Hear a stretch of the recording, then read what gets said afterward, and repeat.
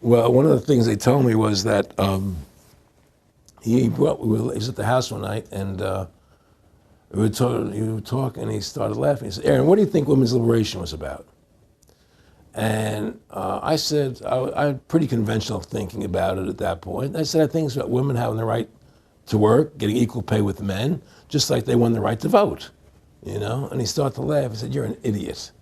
And I said, "Why am I an idiot?" He said, let me tell you what that was about. We, the Rockefellers, funded that. We funded women's lib, you know?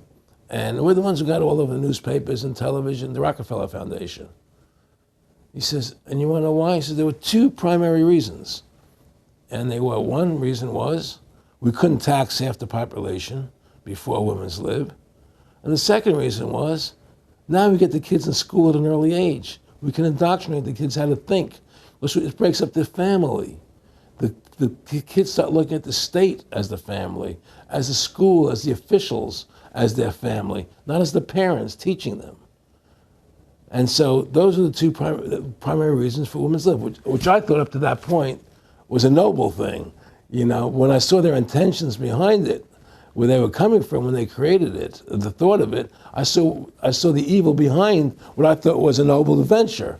Aaron, did you know that Gloria Steinem, in one of her own books, now admits the CIA funded Miss Magazine? No, I had no idea about that. No, I never heard that. Yeah, we're going to... CIA funded Miss Magazine? Funded Miss Magazine with the stated goal of taxing women and breaking up the family. No kidding. I never heard that. Well, Nick told me. I mean, I know it, but not because I know the CIA was involved in it. Well, Gloria Steinem was proud of it. Oh, the CIA wanted to help women. No kidding. And so they funded it, yeah. And of course, it's divide and conquer.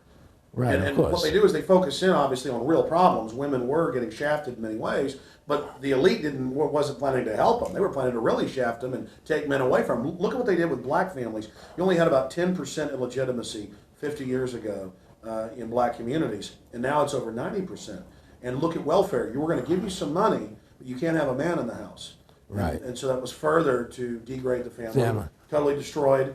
And now illegitimacy is over 50% in the general population. Right. Well, see, the whole thing is these people control the money, so they make all the rules. You understand? And they put whatever rules they want into effect. And the truth is, America has really become a socialist, communistic country. And everybody says it's a capitalistic country. It's not a capitalistic country. You know, how can it be capitalistic when you have a central bank? That's the first. It can't be. You know, it's a planned economy. It's a planned economy. It's a phony. If they want to create prosperity, they just print dollars. They just make dollars or put digits into the economy, and now you have prosperity. You don't have real prosperity. You don't have real manufacturing. You just have money being injected in. It's an infusion of credit, which only makes the government go into more debt. Into more debt. But the point I'm trying to make is that by creating this Federal Reserve System, the government now became dependent on these private banks for money.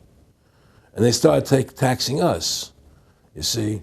And so now what happens is that in 35, I believe it was, Social Security started. And they gave Social Security cards, said not to be used for identification, the Social Security number right on the card, right? And through Social Security, they started deducting money out of your paycheck. That was the first time they were ever could take money out of your paycheck, because people agreed to it because they thought it was going to their retirement fund.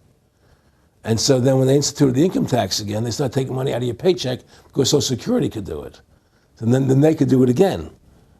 You see what I'm saying? And so now they've even taken control of the tax payment itself. I mean, literally like you're a slave. They're taking it right there when you make it. Exactly. They don't even trust the public enough to send them a check. Yeah. Right. So they take it out automatically because they know people aren't going to want to pay it. So what's happened is that through the implementation of the Federal Reserve System, the government has become vested in these bankers, and they get their money from the bankers. And so then they impose a tax on us, which makes us more slaves, makes it more difficult for us to survive, right? Giving them more profits. And now what's happened is that through the Federal Reserve System, the bankers have pretty much taken control of our government. It doesn't matter Republican and Democrat anymore, because they're both the same. Neither one of them are talking about shutting down the Federal Reserve System or stopping the payment of taxes, you know, or any of the big issues that face Americans, right? So I had a friend, Nick Rockefeller, okay, who was one of the Rockefeller family, and he, when I was running for governor in Nevada, he came to me, introduced himself to me through an attorney, and we became friends. We started talking about things, and I learned an awful lot from Mr. Rockefeller. And one of the things that we used to talk about was the ultimate plan of the banking industry, what they wanted to accomplish. And the goals of the banking industry, not just the Federal Reserve System, but the private banks in Germany and England, all over Italy, all over the world, they all work together. They're all central banks, and they're all part of the Communist Manifesto.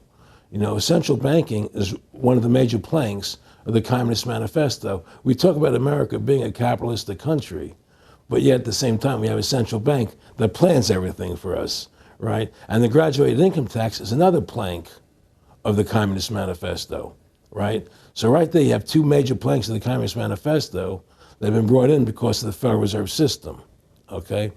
So the ultimate goal that these people have in mind is the goal to create a one world government run by the banking industry, run by the bankers, and they're doing it in sections. The European currency, the euro, and the European Constitution is one part of it. Now they're trying to do it in America with the North American Union, right? And they want to create a new currency called the Amero, right? And the whole agenda is to create a one world government where everybody has an RFID chip implanted in them. All money is to be in those chips, right? There'll be no more cash. And this is given me straight from Rockefeller himself. This is what they want to accomplish. And all money will be in your chips.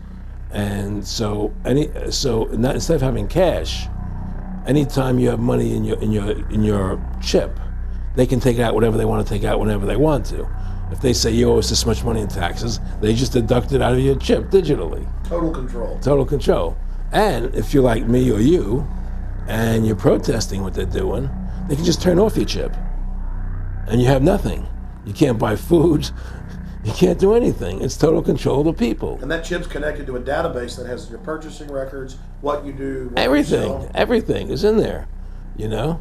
And so they want a one world government controlled by them, everybody being chipped, all your money in those chips, and they control the chips and they control people. And you become a slave, you become a serf to these people. That's their goal, that's their intentions.